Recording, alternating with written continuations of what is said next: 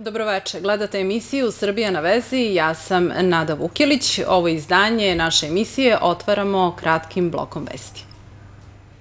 Narodna skupština je izabrala novu vladu Srbije koju će voditi Aleksandar Vučić. U novom sazivu radit će 16 ministarstava i 2 ministra bez portfelja. Jedna od novina je što Ministarstvo spoljnih poslova na osnovu člana 13 Zakona o ministarstvima preuzima nadležnosti Kancelarije za saradnju sa dijasporom i Srbima u regionu. Ministarstvo spoljnih poslova vodit će Ivica Dačić. U Makedoniji su održani vanredni parlamentarni izbori na kojima je pobedila koalicija oko VMRO-DPMNE. Svoje mesto u makedonskom parlamentu imaće i poslanici dve stranke srpske manjine, Demokratske partije Srba u Makedoniji i Srpske stranke u Makedoniji.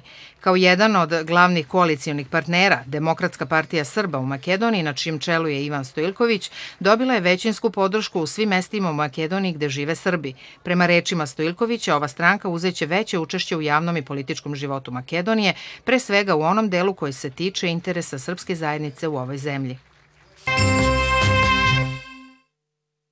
Predsednik koalicije udruženja izbeglica Miodrag Linta osudio je dugogodišnju diskriminaciju na etničkoj osnovi 14 srpskih porodica kojima su posle rata oduzete kuće i druga imovina u Hrvatskoj i pozvao vlasti u Zagrebu da ispune preuzete obaveze i što pre reše ovaj problem. Kao primer navodi i kritikuje odluku Opštinskog suda u Karlovcu da zakaže javnu prodaju imovine porodice Kunić koja je bila proterana u hrvatskoj akciji Oluja. Na zasedanju u Pečuju je, kako saznajemo, bilo reči o organizovanju regionalnog skupa predstavnika samouprava u Županiji Baranja. Taj tradicionalni susret ove godine će se poslednji put održati u Udvaru nadomak Pečuja, jer će se u skladu sa novim, strožijim izbornim pravilima na jesen ugasiti ova i još neke srpske samouprave u Mađarskoj. Kada je reč o Šiklošu, tamošnji Srbi nameravaju da prostoriju u kojoj izlažu etnografsku građu obogate novim sadržajima.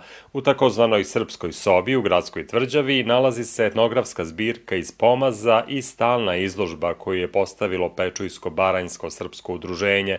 Izlagački prostor biće dopunjen reprodukcijama ikona srpskih pravoslavnih crkava u Baranji. A Srpski dom u Baji, na jugu Mađarske, u čiju obnovu je uloženo oko 5 miliona forinti, nedavno je obišao predsednik samouprave Srba u Mađarskoj, Ljubomir Aleksov, kako bi se na licu mesta uverio u kvalitet izvedenih građevinskih radova. Odlukom Višeg suda u Beogradu nedavno je rehabilitovana kraljica Marija Karađorđević, supruga kralja Aleksandra, kojoj je ukazom iz 1947. godine oduzeto državljanstvo i konfiskovana imovina. Njeni posmrtni ostaci dopremljeni su iz Londona tačno pre godinu dana i sada počiva pored supruga u crkvi Svetog Đorđa na Oplencu. Da li je ovo dovoljno da se ispravi istorijska nepravda prema ženi za koju je vladika Nikolaj Velimirović rekao da je narod u njoj našao sve ono za čime je žudeo? Idealnu vladarku, dobru suprugu, požrtvovanu majku, vrednu domaćicu, dostojanstvenu kraljicu. Naredne minute posvetili smo ovoj izuzetnoj ženi, a da bismo lakše razumeli njen lik i život, pomoći će nam istoričar, autor knjige Ženidba kralja Aleksandra, gospodin Aleksandar Đ. Marinković. Gospodine Marinkoviću, dobrodošli u emisiju Srbija na vezi. Hvala lepo.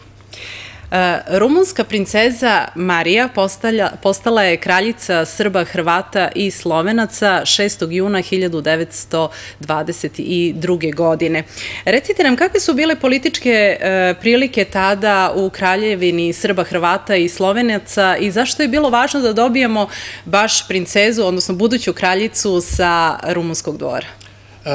Kraljica je došla u svoju novu otadžbinu 6. juna, a venčanje je bilo 2 dana kasnije, 8. juna. Da. Inače je trebalo da se desi malo ranije, ali je starija njena sestra, princeza Jelisaveta, koja je nesuđena kraljica Srba, Hrvata i Slovenaca, se razbolela, tako da je moralo venčanje malo da se odloži, tako je. Što se tiče prilika na Balkanu i u Kraljevini Srba, Hrvata i Slovenaca, one su naravno zavisile od potpuno promenjenih okolnosti koje su nastale posle Prvog svetskog rata. Kraljevina novostvorena, zajedno sa Rumunijom i Grčkom, predstavljala je zemlje pobednice u Prvom svetskom ratu, a s druge strane nalazile su se revizionističke zemlje, kao što je Bugarska, Mađarska, koje su ostale bez ogromnog dela svoje teritorije i naravno nisu prijateljski gledale na svoje susede.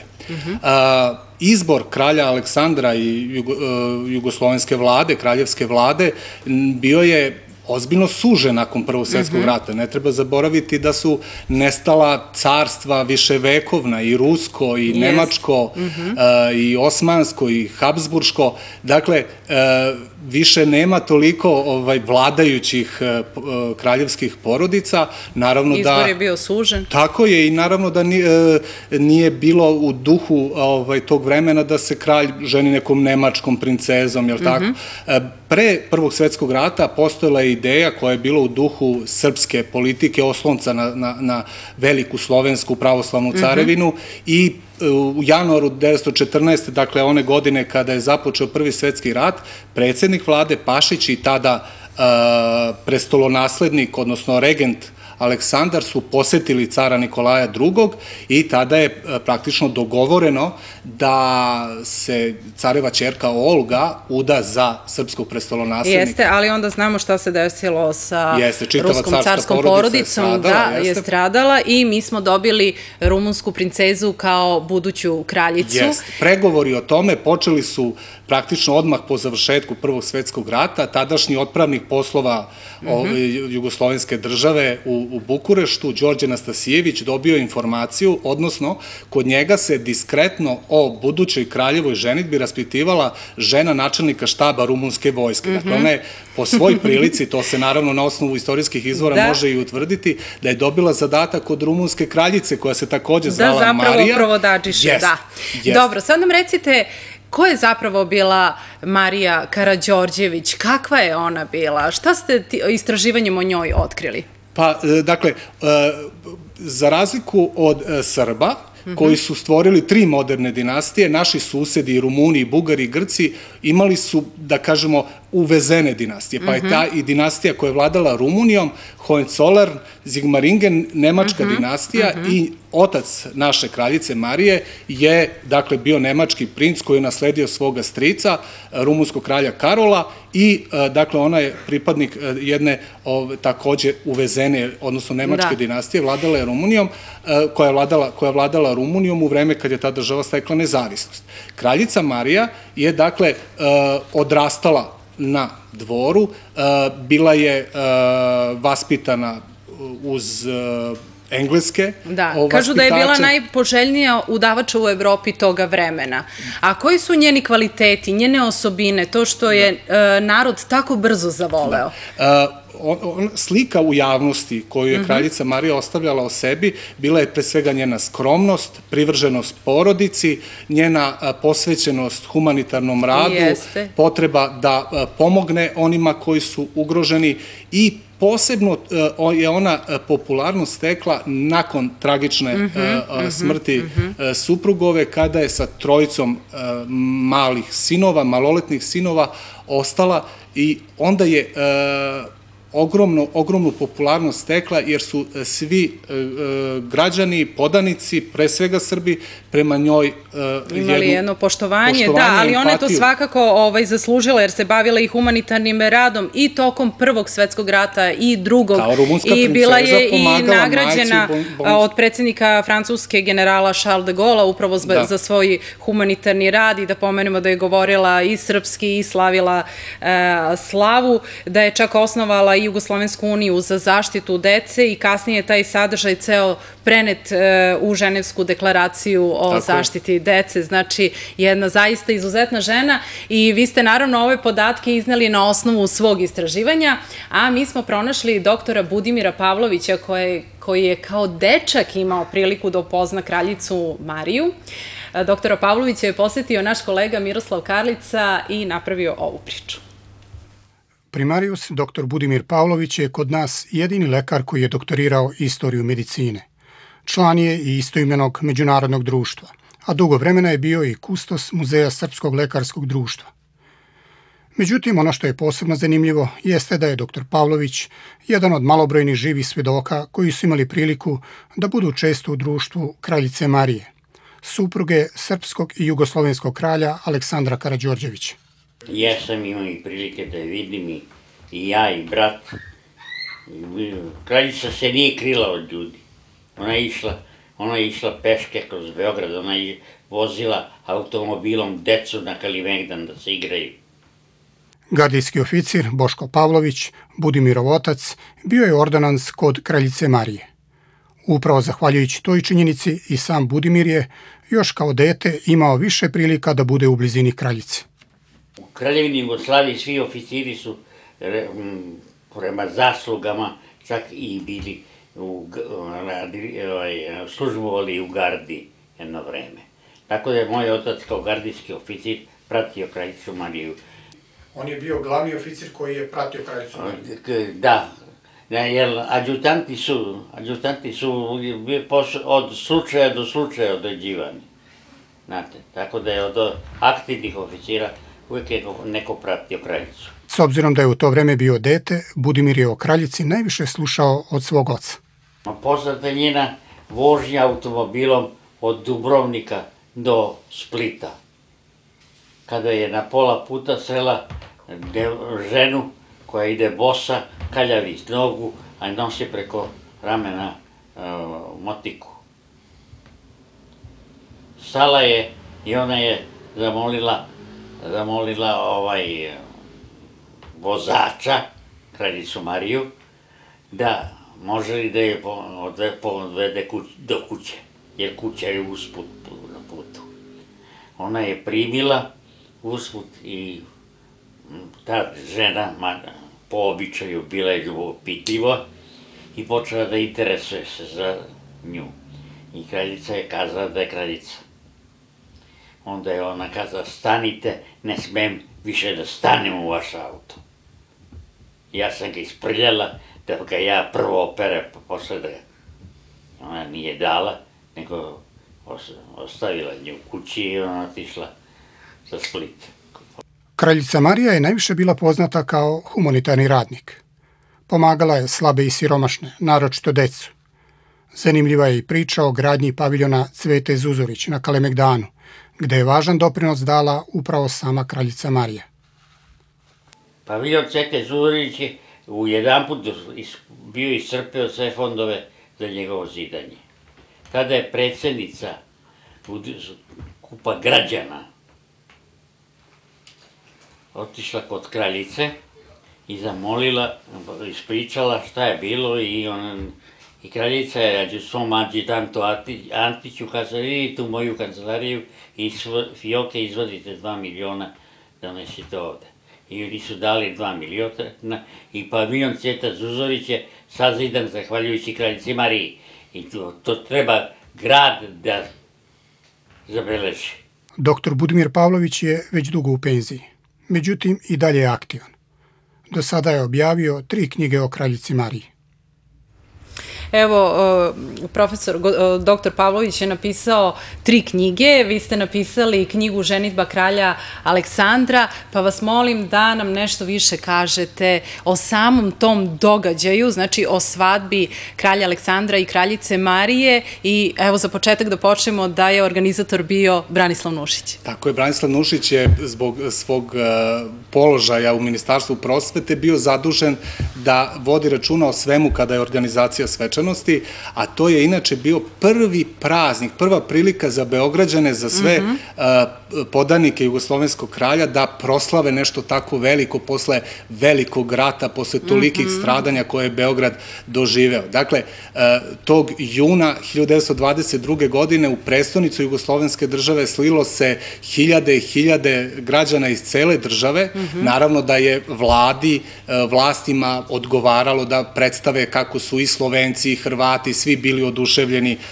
kraljevom ženidbom i svojom kraljevskom porodicom, tako da su svečanosti zaista bile nešto što je neviđeno bilo. Da, mi imamo i snimke koje smo dobili od Jugoslovenske kinoteke, jedan zaista ekskluzivan materijal i mi se ovog puta zahvaljujemo i Jugoslovenskoj kinoteci i gospodinu Zelenoviću i molim režiju da nam pusti te snimke pa da malo prokomentarišete sve kako je izgledalo tog 8. juna, je li tako? 1922. u Beogradu. Tako je. Da vidimo snimke, režija, očekujemo da nam pustite da bi mogli malo da prokomentarišete. Dakle, na filmu se svakako vide i neke izuzetno važne istorijske ličnosti. Treba pomenuti da je izaslanik svoga oca, engleskog, odnosno britanskog kralja, bio budući kralj George VI, otac današnje kraljice. Dakle, on je zapravo kum, izaslanik kuma. Tako je. Evo, ovde se mogu videti prizori iz Beograda, dakle, tog 8. Evo, sad ćemo vidjeti gospodina Nikolu Pašića, predsjednika Vlade. Tako je, Pašić kao predsjednik Vlade. Tu su značajne istorijske ličnosti. Da, ovo je sam izlazak iz Saborne crkve, dakle, posle venčanja. Je bilo u Sabornoj crkvi. Mladence, kraljevske, visoke mladence, kako se govorilo, venčao je patrijarh Dimitrije, patrijarh Ujedinjene srpske crkve.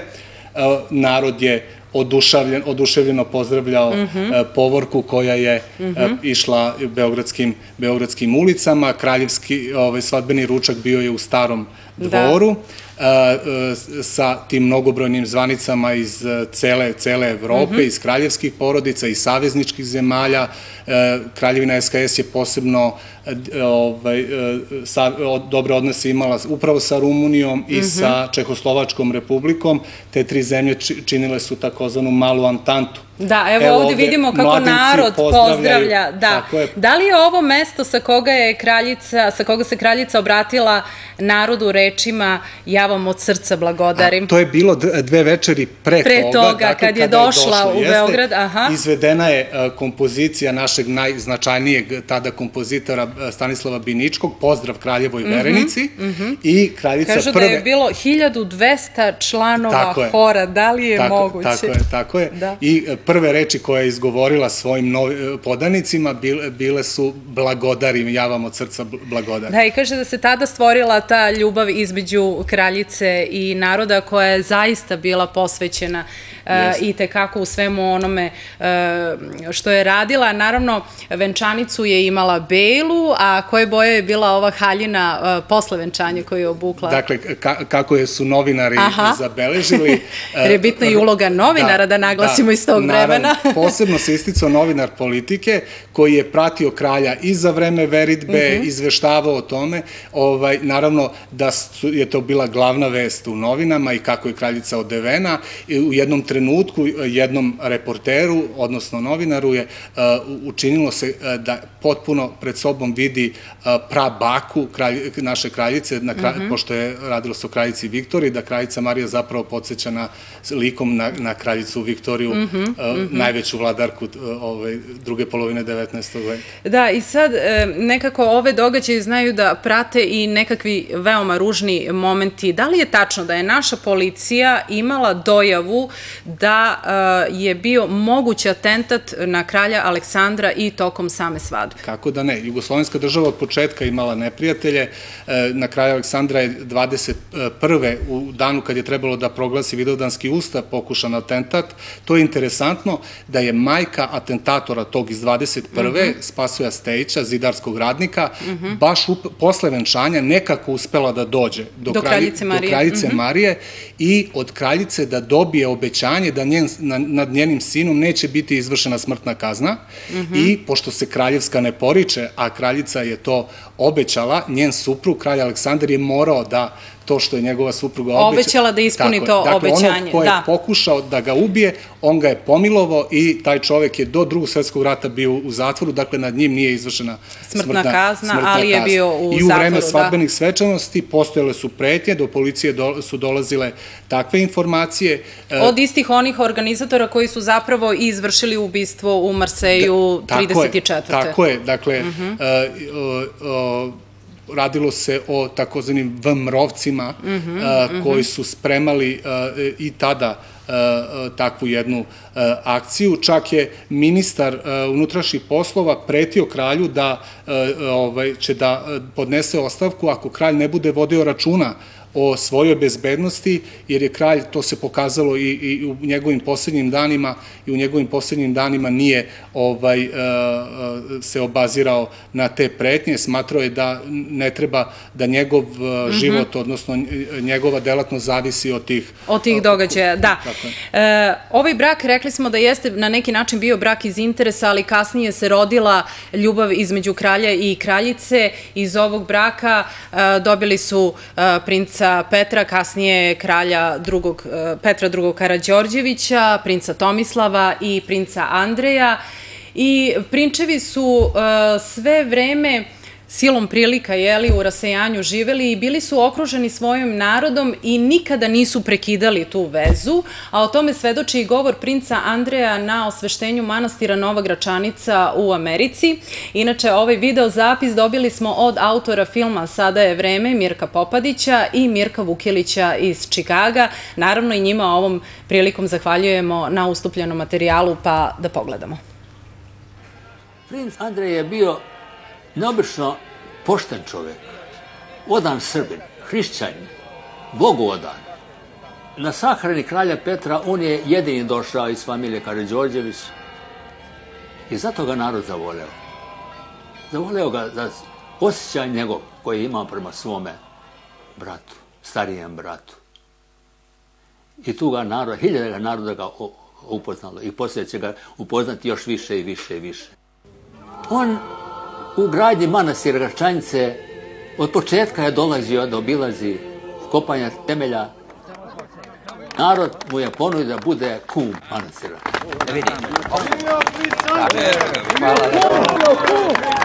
Ovo je najmiliji dan slobodnim Srbima u slobodnom svetu. Bog vas sve.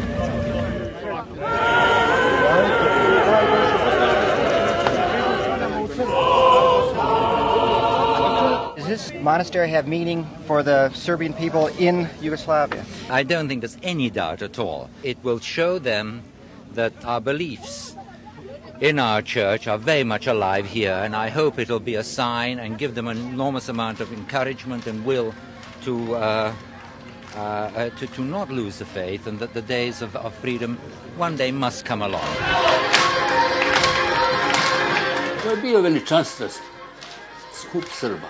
Hiljada Srba na lijep sunčani dan.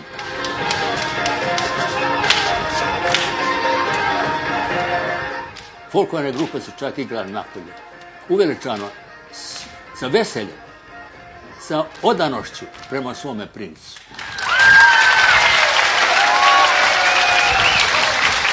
Danas smo osvetili veličanstvenu crkvu Gračanicu, simbol vernosti srpskog duha i zenica nacionalne svesti. Vi ste sa ovim veličanstvenim delom sazidali večiti spomen palim mučenicima za slobodu, kao i slobodni hram srpskim mladim naraštajima da sa dubokom željom i nadom nastave vaše svetosavsko delo i da pale kandile slobode.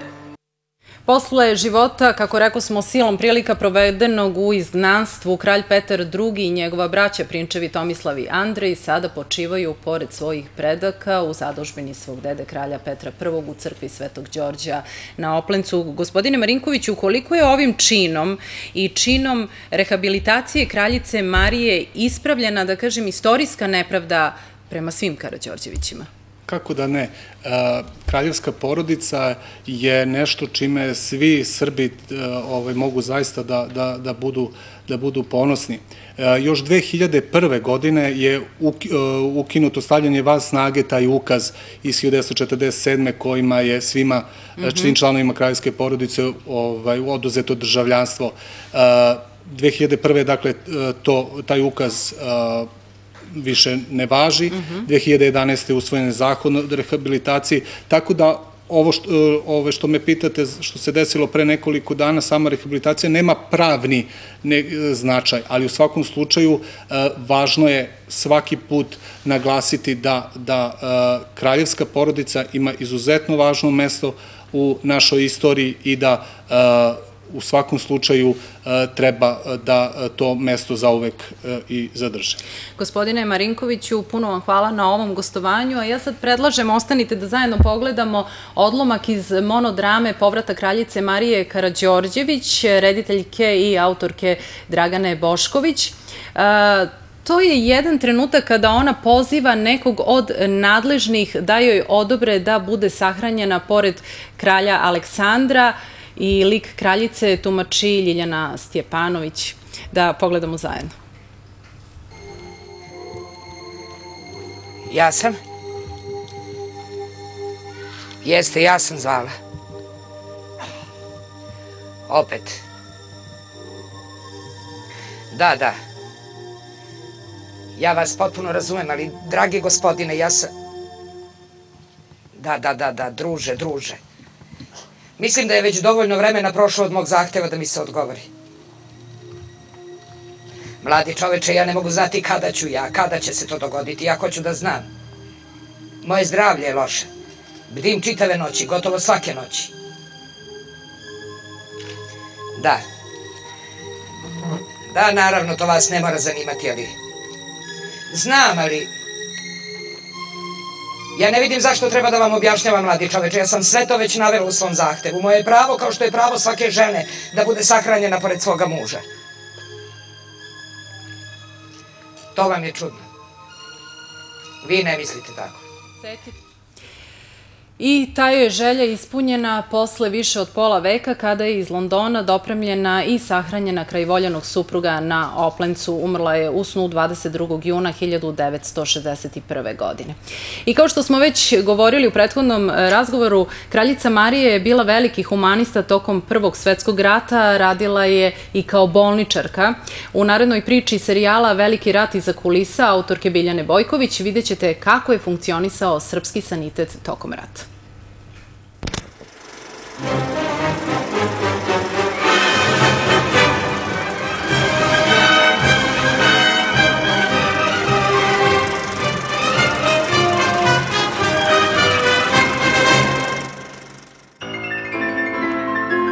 Posle Balkanskih ratova Srbija je bila ekonomski i biološki osiromašena i oslabljena, sa niskim nivoom kolektivne i lične higijene i nerazvijenim civilnim i vojnim sanitetom. Već na početku Velikog rata postojali su svi preduslovi da dođe do masovnih epidemija. I zaista se to desilo već krajem 1914. godine. Posle slavnih borbi i pobjeda na Kolubari, na Ceru, na Suvoboru, krajem te godine došlo do pojave epidemije pegavca, to jest pegavog tifusa. Prvo među zarobljenicima, a bilo oko 70.000 zarobljenika, a zatim među srpskim vojnicima i ranjenicima. Pošto tada bila je doktrina vojna da se obolele osobe šalju ka unutrašnjosti. Na taj način pegavac se proširio po celoj Srbiji. I činjenica da tokom tih nekoliko meseci je oko 500.000 ljudi u Srbiji obolelo od pegavca, a 150.000 ljudi je umrlo.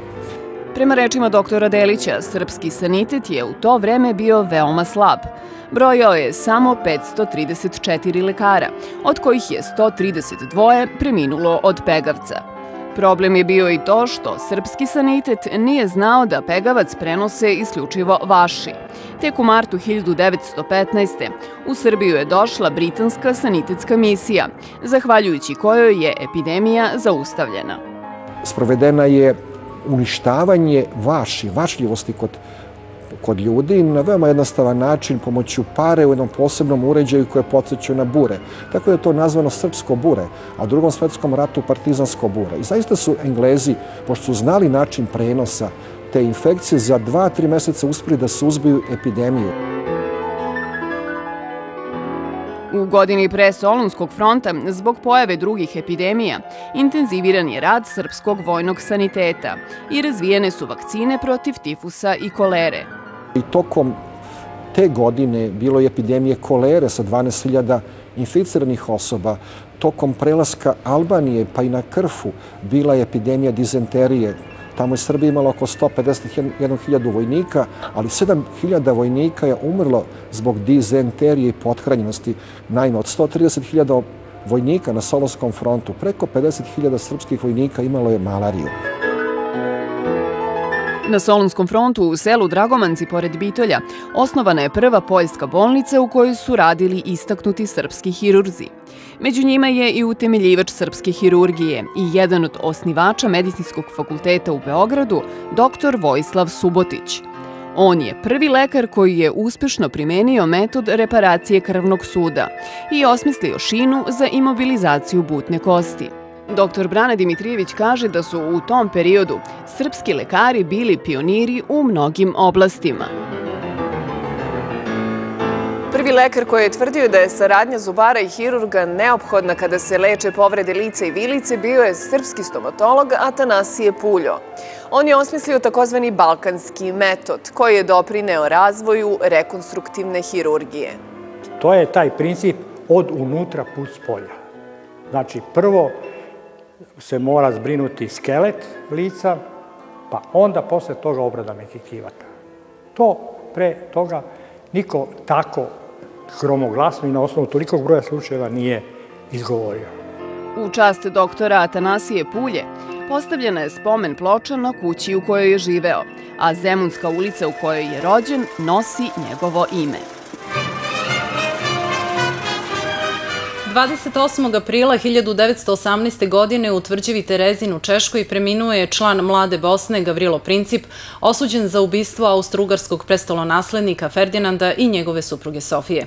Češko udruženje Prijatelji Srba na Kosovu i Pravoslavna crkvena zajednica Svetog Lazara iz Praga upriličili su juče u Terezinu parastos za Gavrila Principa kao mučenika Terezinske male tvrđave i borca za slobodu Slovena uoči 96. godišnjice njegove smrti. Hvala vam za veze sa Srbijom. Doviđenja.